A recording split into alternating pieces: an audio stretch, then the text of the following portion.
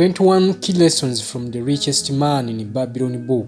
Welcome to Money and Business Avenue. My name is Mutawe Dan Bosco. We've come to the last part of this book, and I would love to extend my sincere thanks to whoever has been part of our journey up to where we are today. You've done us good, and we look forward to trekking together the next course of the journey. Please don't forget to subscribe, share, like, and comment. Welcome to today's episode. 1. The rich are always ready to share knowledge about how they accumulated their fortunes as long as they are approached for it. Argimashit shared the knowledge with Akkad, who also transferred it to his friends Kobe and Bansil, and all became wealthy as reflected in this book. Do not hesitate to approach the rich for advice on how to make money. 2. Learn to change from a line of work which does not yield the money you want to another that does. Sometimes it's about the methods you use that are wrong. Seek knowledge from the right people about how to create wealth. The rich are the right people here because of their experience. Kobe and Bansil have worked hard for a long time without getting rich until they sought advice from their old friend Akkad, who was the richest man in Babylon. 3. When you get fed up of the poor situation you are living in and set out to change it, opportunities and solutions show up. You begin to see solutions around you. You also start to see unexploited resources around you. Kobe and Bansil realized they were living in the wealthiest city in the world after getting tired of living in poverty. They also remembered their old friend Akkad, who was also the wealthiest man in the city. As a result, they ran to him for advice on how to become rich, and they eventually all grew rich. 4.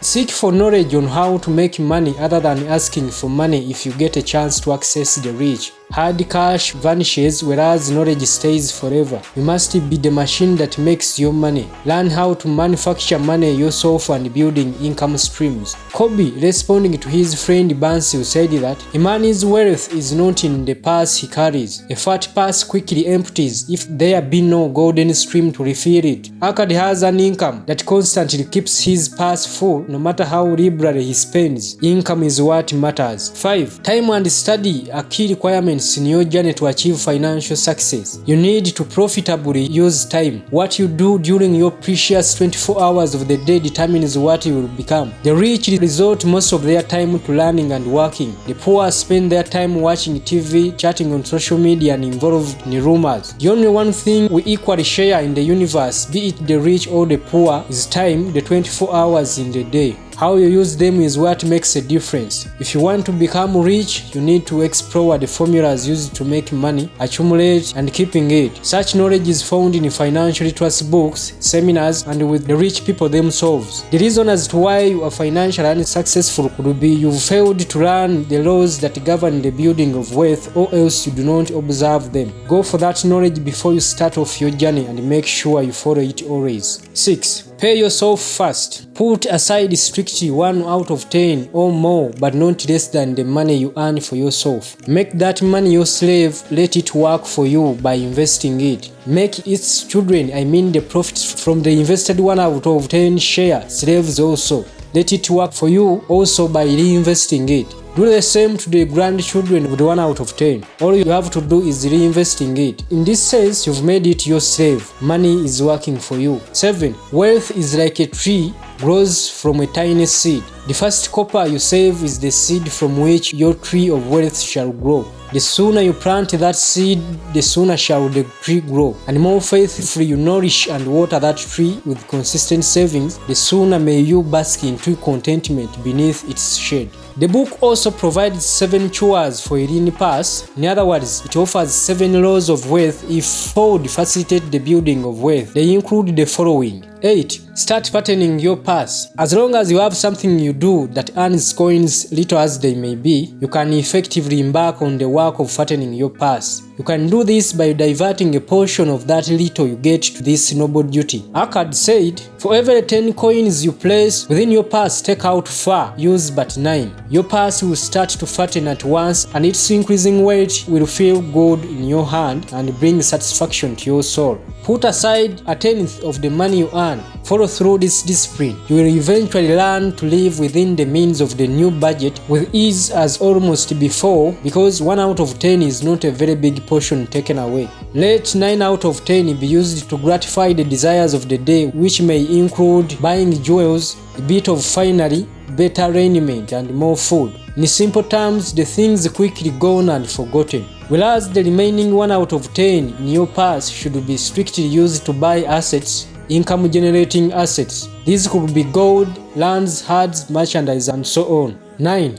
Control your expenditures. First of all, you need to understand the difference between the necessary expenses and desires. Desires can never fully be gratified no matter the amount of money you have. Any of us has more desires than our incomes can gratify. So what you do is considering the necessary desires to gratify, making sure that they also fit within the 9 out of 10 budget of your income. In simple terms, spend your money, the 9 out of 10 income, on the needs but not the desires. The needs cannot be lived without, whereas the desires can be lived without. The expenses will grow to equal our incomes unless we protest to the contrary. Learn to deliberately leave some desires unsatisfied. Make your budget of the necessary expenses, running within the 9 out of 10 and live with it. Your top priority should be fattening your purse. 10. Make your money multiply. Consider putting your treasure or money to labor or increasing it after passing the first and second stages. The earnings from the saved 1 out of 10 serve our start of the journey to build fortunes. Make that money your golden slaves, each laboring and earning money for you. As the saved 1 out of 10 labors for you, its children and the children's children should also labor for you. You need to get a great income from their combined efforts. You will achieve this by investing the first saved 1 out of 10 in income generating assets. Reinvest the principal, the initial 1 out of 10 with all the profits, and again reinvest the initial 1 out of 10 with all its first profits and the newly received profits. Here, the parents, children, and the grandchildren of the money are working for you, and you are on the right path to creating wealth. Remember, the routine of saving 1 out of 10 you earn should continue. When your income swells greater than the expense column, there you can consider quitting your job and concentrate on expanding your asset column more and more. Why?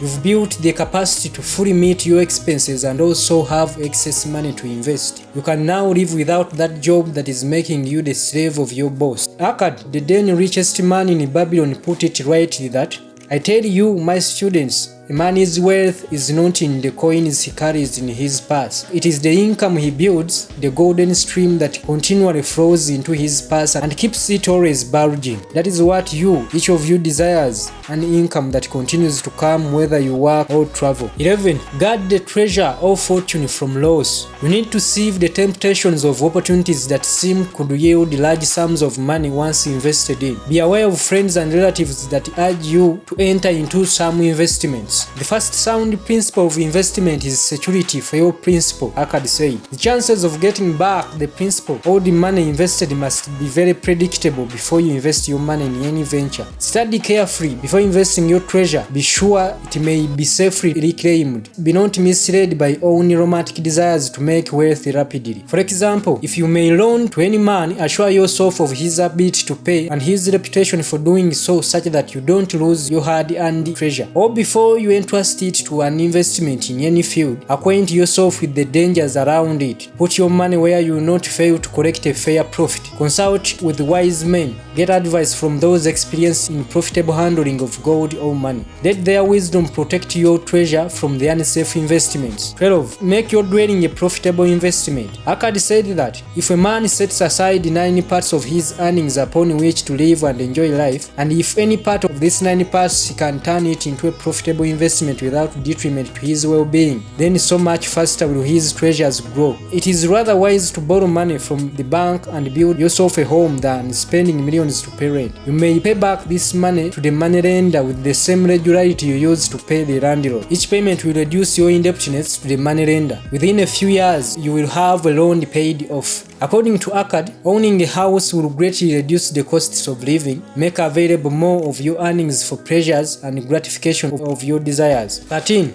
Ensure a future income. Make preparation for a suitable income in the days to come when you are no longer young. Make preparations for your family to comfort and support them in your absence. This lesson shall instruct you in providing a full pass when time has made you less able to learn. You should plan some investments or provisions that may endure, save carefully for many years to support you when you grow old or even when you depart this life. For example, a man may buy houses or lands for this purpose. If wisely chosen, their usefulness and value in the future, they are permanent in their value, and their earnings or their sale will provide wealth for his purpose. Finally, provide in advance for the needs of your growing age and the protection of the family. 14. Increase your ability to earn. Always strive to increase your capacity to earn. Having the desire to become rich is one, and having a definite level is second. In learning to secure the definite small desire, you train yourself to secure a large one. This is the process by which wealth is accumulated. First, in small sums, then in large ones, as a man learns and becomes more capable. Increase your ability to earn. Cultivate your own powers to study and become wiser, to become more skillful, and finally become wealthy. The Richest Man in Babylon book also lays down 5 laws that guide the acquisition, multiplication, keeping, and losing money. They include the following. 15. Money comes gladly and in increasing quantity to any man who puts not less than 1/10 of his earnings to create an estate for his future and that of his family. This law says that money comes gladly to one that puts by 1/10 of his earnings consistently and invests it wisely. Such a person will surely create a valuable estate that will provide an income for him in the future and further guarantee safety of his family in case they die. The more money you accumulate, the more readily it comes to you and in increased quantities as the money you invest earns more. 16. Money labors diligently and contentedly for the wise owner who finds for it profitable employment, multiplying even as the flocks of the field.